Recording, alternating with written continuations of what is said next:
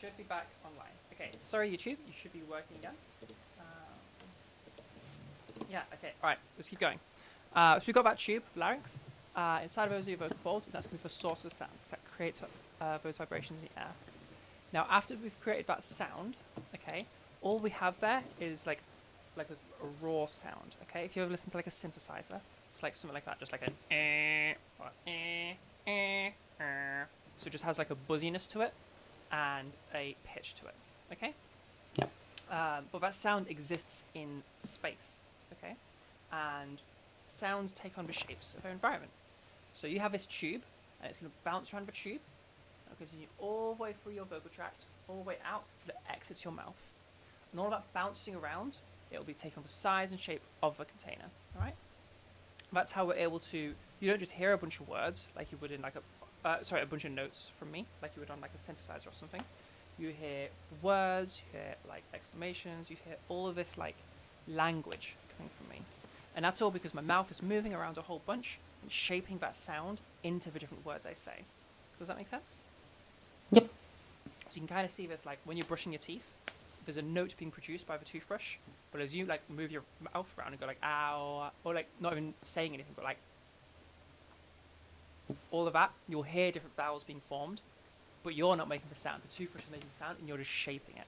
Because all of that language stuff, it's all just shaping the sound. Yeah, it's like literally just creating a space around it. Yeah. So we call that the filter, because it turns the sound into something. Yeah, it filters the sound into language. Yeah. And that's how you talk. That's how you make your voice. Now. Same as filters on my synth. Yeah, exactly. Yeah. So, in terms of why this is all relevant to us, obviously, during puberty, we very unfortunately were exposed to testosterone. Boo. Unless you're trying to mask your eyes, then yay.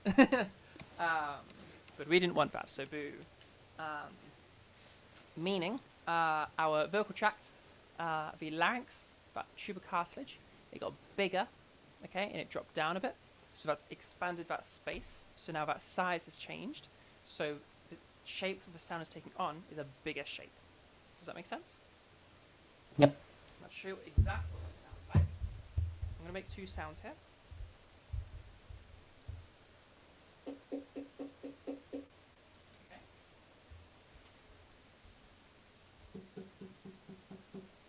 Alright, which one was bigger? The second one. Yeah, exactly. So we have this already like innate like understanding of a sound being bigger or smaller, and that's what happens to your voice, okay? We go from like to and you hear how they're both the same note, but something else has changed. Yeah, that's what we're looking at there. That's that larynx changing size, okay? And you can literally see you can see it moving when I do that. Yeah. So that's what happens there. And when we're talking about size or resonance, that's that feature. Okay. So your larynx is one of your resonators. Your mouth is one of your resonators. Your nasal tract is one of your resonators. And all of these things, as you change them, manipulate the resonance of a sound. Okay. And we're looking to manipulate this area. Okay, the larynx resonator, because that's one changed by testosterone. Okay. On top of that, we also had the vocal folds themselves. Remember, they do the vibrating. They thicken up a bit, and that extra mass, so they like get a bit meatier, a bit heavier. That impacts vocal weight, where you get an extra bit of buzziness from that extra meaty weight. Okay, so like there's literally more weight going into those vibrations, taking us from a light sound like to a heavier sound like You hear that? Yeah. You've got all of that like meatiness going into it, that like weight going into it. It'd also be like versus you kind of hear that extra like buzziness coming through. Really, really buzzy. Really, really light and gentle. Yeah. Or, Yeah. That's coming from that thickening of the vocal folds. Yeah. And last little thing we have is the vocal folds lengthen And that's going to affect our pitch. Now, we'll talk later about why pitch doesn't really matter. I guess we can talk about it now. We have an increase of a length, which then affects the pitch. Research suggests that on average, about an octave of shift. We know what pitch is. Piano keys go up, piano keys go down. Yep. Perfect description. Yeah. So that larynx height stuff you were talking about, that's going to be your resonance or your size, not the pitch, just to correct that. Yeah. Okay, so why does pitch not really matter, whereas the other two do? Pitch is something where, yes, you have that increase of vocal cord length, but everyone has access to a huge pitch range, you know? Like, the area we speak in is, like, somewhere within this huge range, because you can go way lower than you normally speak at, and you go way, way higher. Like, nobody ever speaks like, oh, nobody speaks this high. But in theory, you could. And you have access to all of that. You have access to that whole range between where you currently speak and all the way up there. So, like, it doesn't, like, yes, you have that sort of biological thing there, but also you just have wherever you chose to have your pitch. Like, when you're a baby and you're learning to speak, you kind of end up just throwing, like, at a dartboard, and that's your pitch. You know, you just kind of pick something. So, like, yeah, it's not really... And there's also, like, the cultural impacts. Some cultures are going to speak higher pitches, some are going to speak lower pitches. There's so much that goes into that because, like, you can just choose your pitch so easily. And we're so used to having pitch move around as well. If you think about, like, size or resonance, we don't really hear people talking like this where it's moving around a whole bunch. That just stays stable. It just stays the same the whole time. It's totally static. And we don't really have people, like, changing their weight back and forth as they speak. It just normally remains totally static like this. But we do have people moving their pitch up and down all the time. As you're hearing my voice now, nobody speaks like this where it's totally static. That would be weird. So we also have just pitches constantly moving anyway. So, like, as pattern-seeking animals, we don't really make a gendered association with that as much because we have these other two that are so strong with a gendered association. Does that make sense? Yeah, that makes sense. So for those reasons, pitch, it doesn't matter. For whatever pitch you want. Main thing, you'll have heard low-pitched feminine voices, and it still sound like feminine voices, you know? Yep. If I drop my pitch like, if I kind of speak like this doesn't now sound less feminine because I'm speaking at a lower pitch. In fact, some people find it sounds more feminine. So really, your pitch can be wherever you want. And in the same way, if you had like a masculine voice and like, and if I like spoke over here, but with a masculine voice, this doesn't now sound less masculine. This just sounds like a masculine voice at a high pitch, you know? So yeah, pitch, we don't need to worry about it. Have whatever pitch you'd like to have. Yeah. Okay. Does all of that make sense? Are there any, like, questions you got along the way there? I think that all made sense. I know bitrate can definitely affect it some because, like, when I've called people on the phone, I get called ma'am over the phone, and I'm like, okay. Cool. Nice. Well, I have That's no just been idea an how all throughout bitrate life. Gender perception, but It's compressed a lot because phones, I think, are, I want to say, only like 320 kilobits a second or something. Sure. No, fair enough. Okay. So, follow-up question. You've heard all about different, like, stuff to do with voice. What voice are you wanting? Where are we taking you? I kind of, I think the one I've heard that I like the most is like Drew on YouTube. Yeah. I know that one. Yeah, like, I guess, like, I don't know how to explain it. I guess, like, soccer mom, but without, like, the entitlement. Sure.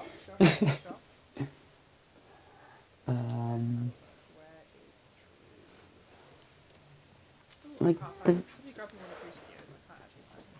I can probably find them. I watched them play It Takes Two. Yeah, I've got it. I was just spelling it wrong. Oh, yeah. Yeah, I like their voice is nice. YouTube will load. That's fair. There we go. Okay. We'll listen. way overexposed. Wow. Oh wait, I accidentally actually sat on it. There we go. Okay, so as you're listening to that, in your own words, what do you like about that voice? I guess it sounds calm, like not super loud.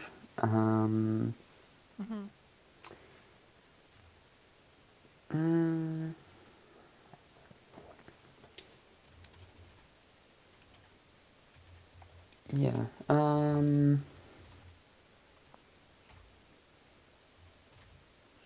Yeah, I guess soft, like not.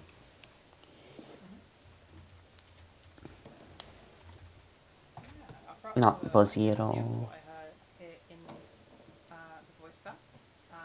I noticed we've got a pretty low pitch in there. What do we think of that? I like it. I also don't know, like...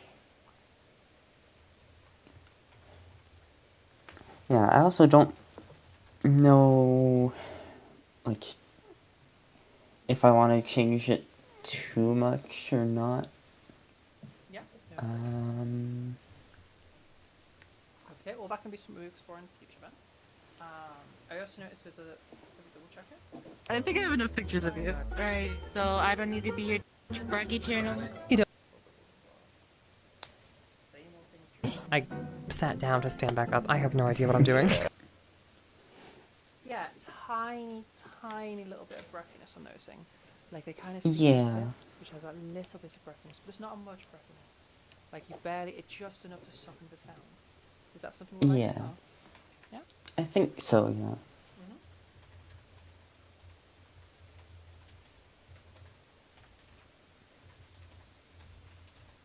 Okay, I think it's some good stuff to work on. Okay, so we'll start off working on just some like the core fundamental feminization process. And then as we get through that, as you get good at your weight, good at your size, then we'll start bringing in some of these like optional aspects that are just like things that you want in your voice to make it you. Some of that slight breathiness, that very calm tone. Yeah. Alrighty then. Yeah, so in terms of how lessons are going to work, we'll basically be starting off on weight. And then as you get really good at weight, once you've nailed it, then we'll move on to size, and we'll break that down into like core size and OPC. Core size basically being the larynx, OPC being something we'll talk about later, like many lessons time, because that can kind of throw us off with core size if we approach it too early. Sorry, I think my Wi-Fi just cut out. Oh yeah, so what was the last thing I said? Something about weight. Okay, yeah, so in terms of like the order we'll be learning stuff is we're going to start off today. We'll learn a warm-up, and then we're going to be using that for the start of every lesson, and then beyond that we'll be learning our vocal weight and getting you really good with that. That's just going to take you to a voice kind of like this, which sounds much more empty, but it's not going to quite have like it's just going to sound very empty. It's just going to sound weird, basically, kind of like this. Yeah. And then from there we'll change your size. You can hear me making that adjustment there, to bring you to somewhere like this. Size will be kind of split into like core size, which is larynx stuff, and OPC, which we'll talk about later, because if you talk about it too soon, you can confuse people with the core size stuff. So that'll be like many lessons time. And then once you've like got yourself doing a feminized voice, then we'll start customizing it and making it you. You know, we'll bring that softness into it, bring that that sort of calm tone to it, and then you have your voice essentially. Yeah. Any questions about that? Not off the top of my head. Usually they'll come at like 1 in the morning. Yeah, that's fair. That's fair. You're always welcome to just shoot a message in your ticket to like, oh, I have this question, Zara. What's the answer? Okay. That's very fine. Okay, all right. Well, let's start doing a warm up, and we'll go from there. So for our warm up, we're going to be doing something called a softy. There's lots of different softies. It's just like a category of exercises. It stands for semi-occluded vocal tract exercise. Big words, but all it means is it's going to be a partial blockage, like a barrier. That's what that semi-occlusion is, just something partially closed along our vocal tract, so vocal folds all the way to the mouth. Some of those partial blockage as we do an exercise. And the idea is basically, you remember that power source filter model. We have all of that air, that power, going through our vocal folds, which means, for purposes of a warm-up, that's quite a lot of air pressure we're under. So what we're going to do is all of that air pressure is going to come up, and we're going to have a partial blockage somewhere. So part of it deflects and rebounds off. So now we have air traveling down again. And so downwards pressure meets upwards pressure. When two pressures meet, they cancel each other out. So now we've reduced that upwards pressure by cancelling out with some downwards pressure. Does that make sense? So now your vocal folds are under less pressure in the end. So up, rebounds, goes back again. Now the up and down are hitting each other, means the up's reduced. And your vocal folds are under less pressure. So then under that less pressure, we can do a nice stretch, nice warm up, and kind of get them ready for like doing something proper. Yeah. Handful of different benefits from them. It will help just increase blood flow and like all the things you typically expect of a warm up. So increase blood flow, it stretches things out, gets things a bit more moving, a bit more nimble, a bit more flexible. It also has this added weird bonus of it helps with morning voice if you ever run into that. So morning voice is caused by as you breathe, really for every hole in your body, that's like a risk of infection. Okay, so your body's response to that is every single hole. You know, your nose has snot, your ears have earwax, and your throat has mucus. There's always some kind of mucus being produced to catch any particulates in the air, any dust, any like pathogens like bacteria or anything. It just catches all those things. That way, breathing doesn't make you ill, which would not be convenient. So we have all that mucus, and you have these specialized little cells that are like brushes. They're called cilia. And you just brush that mucus up from your throat all the way up, and then you kind of just swallow it because we're gross like that, I guess. So you have that constant cycle of mucus being produced, catching whatever it's going to catch, being brushed away and swallowed down, more mucus is produced, and it's just on its constant cycle. Yeah? Now, when you go to sleep, we have an issue with that cycle. A lot of those cilia start to kind of slow down and stop, and that swallowing stops, because obviously you're asleep, so you're not swallowing anything. Which means all of that mucus is just building up and building up, and you're still producing more mucus, so there's more and more and more mucus that's building up, and anything it's catching as you breathe, because you're still breathing obviously, is getting caught up. So it's getting like more like claggier and like dried up as it catches stuff. So we're getting this like really thick, claggy mucus, and we're getting more and more and more of it through the night, and that's what causes morning voice. Because essentially, you've just got like your whole vocal tract is just moving through syrup at this point. It's slowing everything down. It's making it hard for stuff to move, and that's morning voice. Now, your body very quickly deals with that as you start moving, as your voice does stuff, as you talk. The cilia starts moving again, blood flow increases, and we start ridding ourselves of all that mucus. But it's only until then that it's gone away. Now, when we do softies, we're getting a lot of movement in, we're getting a lot of blood flow going, we're getting everything moving, which means all of that claggy mucus gets removed. So if you ever have any issues with morning voice, and it's like messing with you, or just you're trying to do some practicing on a morning, but you just can't get anything going, do some warm-ups, and that'll just totally clear that away and get you able to use your voice properly again. Okay? Okay. Alright, so how are we going to do this? We're going to be doing something called a lip trill. It's a simple sound like this, so you can give it a go.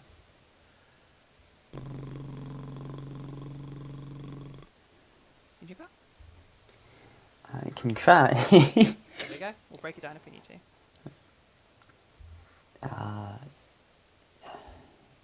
Yeah, I have. Is it like blowing a raspberry or like? Kinda, but not quite. Okay. Think of how you know when people are doing like an impression of a horse sighing. I don't know why this is how we do an impression of horse sighing. 'Cause I've never heard a horse do it, but whatever. We'll kind of go like, kind of thing. Kind of, yeah. Yeah? You do that. Nice and relaxed lips. I'm not very good at relaxing muscles. So really just, you were not doing anything with the lips, they're just getting flapped in the air, in the breeze. I'm just kind of blowing. Okay, okay. Nice and relaxed lips.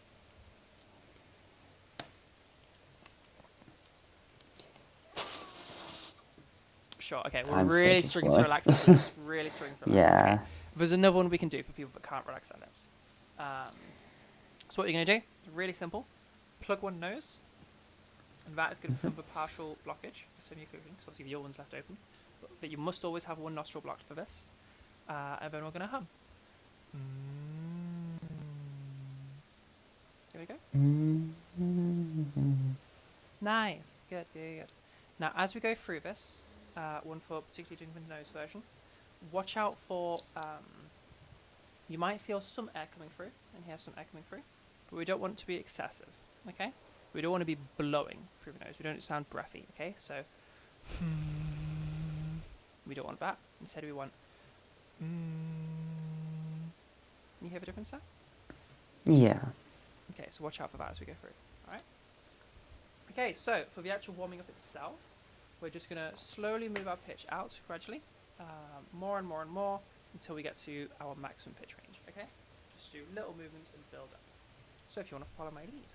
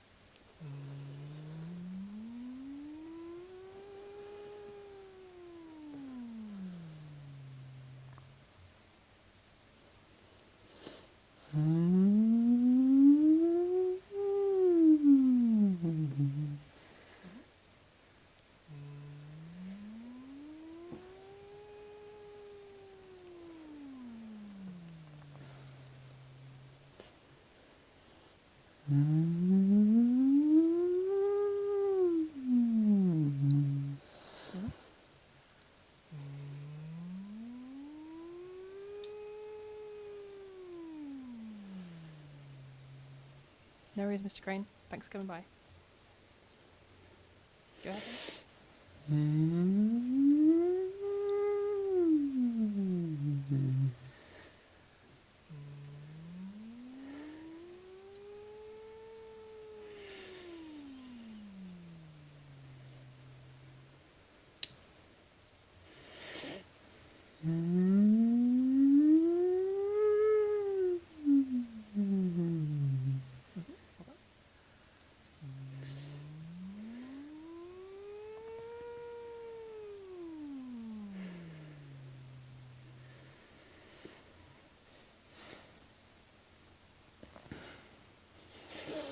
I forgot to breathe.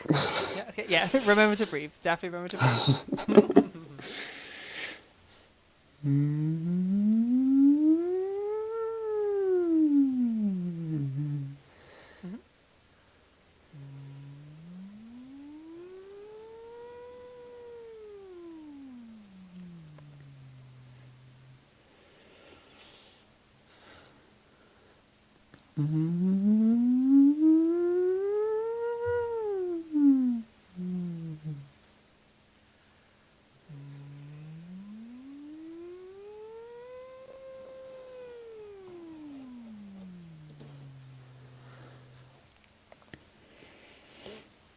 Mhm.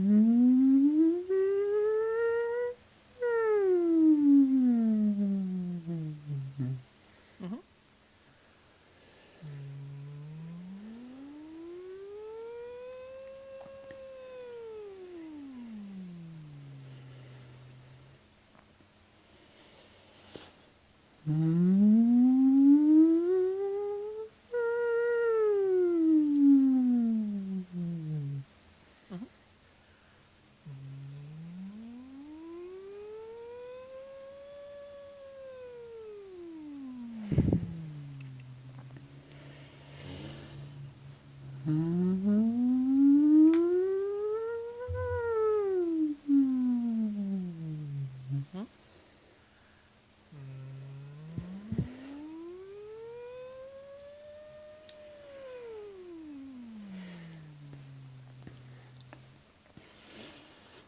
Mhm.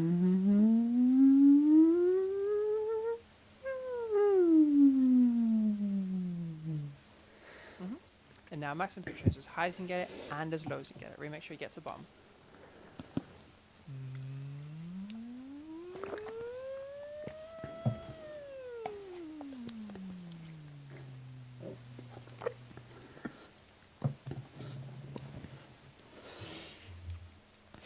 Mhm.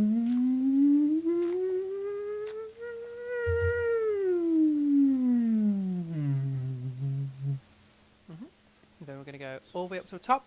We're going to do what's called a pitch siren. So I'm just going to wiggle the pitch up and down, and then all the way back down to the bottom. It'll kind of sound like a Nino or a siren.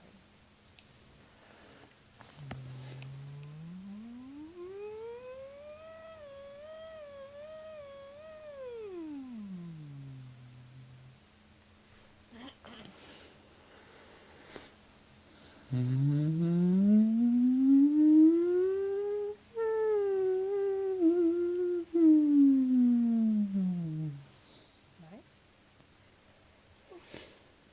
Excuse me. And then we're going to go from up at the top all the way to the bottom. Pitch siren back at the top. So.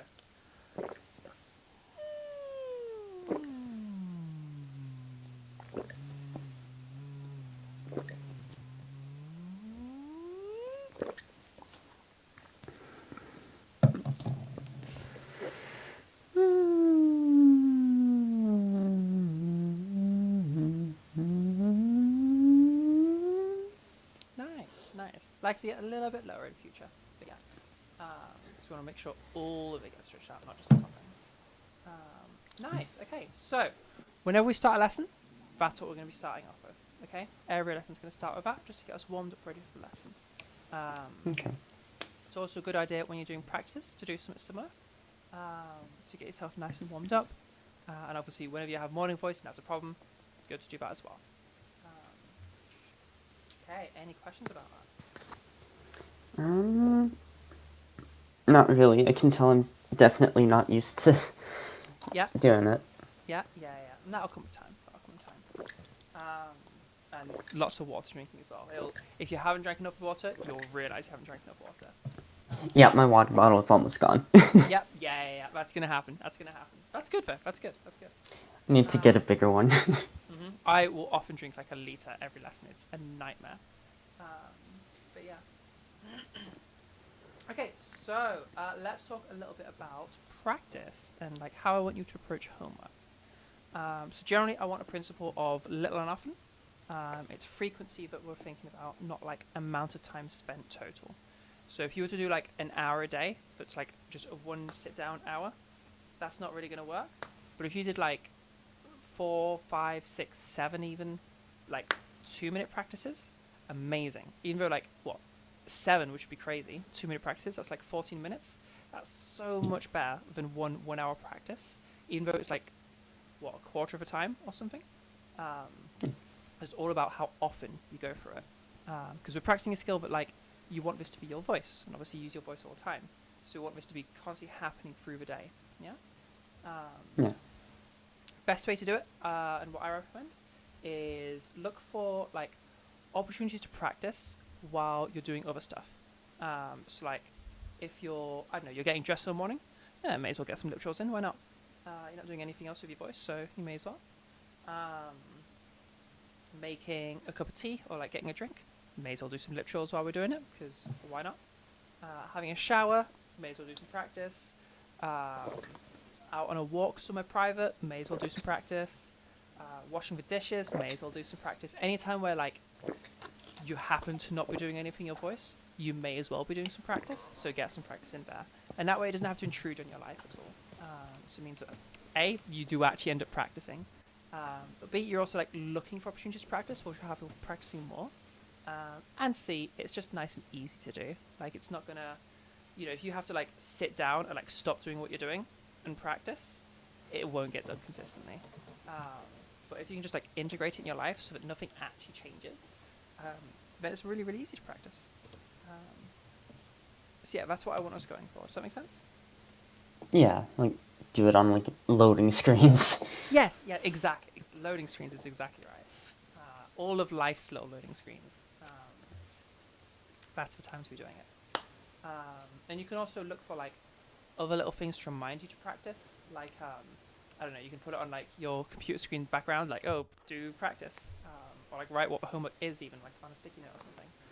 And that way, while you're doing whatever you're doing in computer, you could be doing some practice because you've just had a reminder to do it. Or just like while you're opening what you were going to open and just that's loading. Unless you got a really fast SSD, I guess. Yeah, I have a fast SSD. Right now I'm running on an external drive for Okay, fair. debugging purposes, but... Well, either way, anytime, like, anything that we look at regularly, it's also a good idea to, like, stick something onto it to be, like, remind you to practice. So, like, I had, like, my phone background. I changed to, like, in fact, it's still... Oh, no, I've only just changed it recently. It was my phone practice for, like, up to, like, a couple of months ago, because I changed to the original image and then didn't save the original image. So then it just had, it was a picture of my dog. It was a puppy. We were just like practice vowels on top of it. And I never changed it because I didn't have the original picture. But yeah. So just like anywhere where you can, that you're going to look at often, just to remind you to like, oh yeah, let's get some extra practice in. And yeah, if you can get to like a minimum of 3 practices a day, but try to get like more than that. When you start looking for so many opportunities to practice, you know? Making dinner, making lunch, making breakfast, getting dressed, showering, getting a drink, all of these little like couple of minutes of doing something, constant opportunities to practice. Yeah. Okay, alright. Do you have any questions about anything we talked about today? I guess maybe like, is it possible to relax my lips? But I'm not sure. Like, I would guess yes, how unless I you even have start. some kind of like paralysis of your lips or something. Then probably yes. If you want to, you can have a practice of that. I would say the lip trills are, once you get a knack of them, they're easier to do. But the nose one, like, it's easier to get a knack of it. Like anyone can just Yeah. plug their nose and hum, you know. Yeah. So by all means, have a little practice between now and next lesson with lip trills. The main thing is get your lips relaxed and then don't blow. So like, if you listen to me, you can hear there's no blowing sound. If there was, it'd be more like...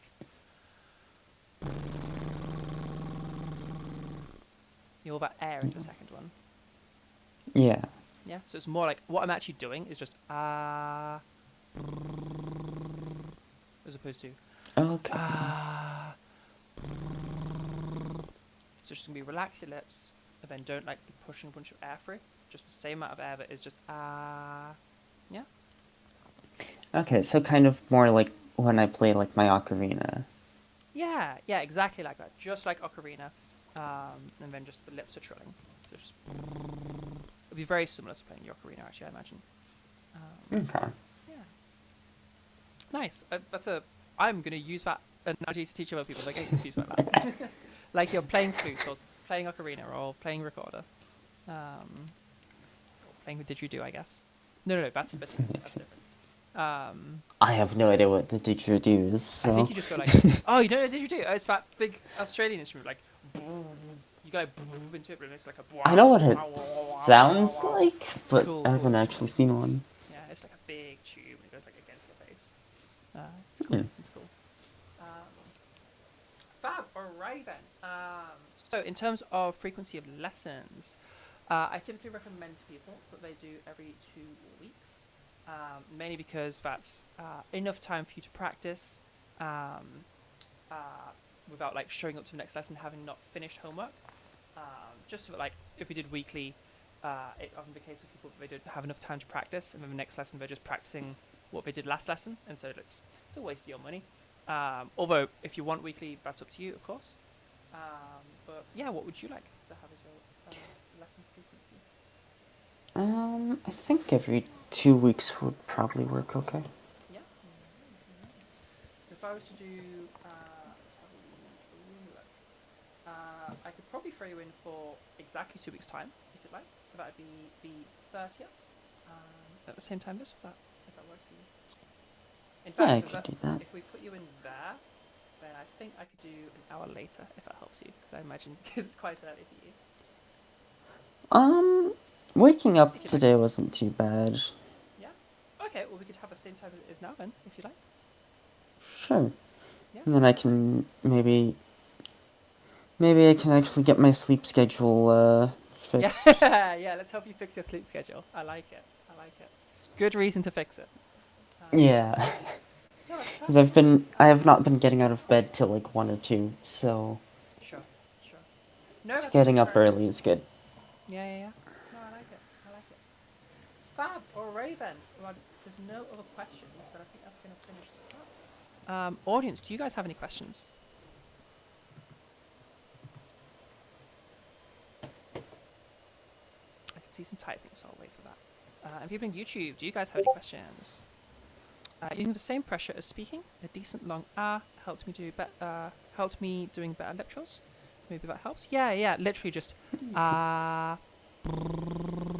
the same thing happening. Yeah.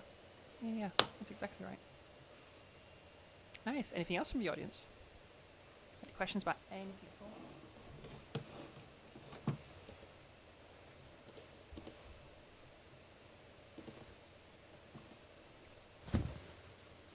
No, it doesn't look like it. Okay, well, some announcements from me.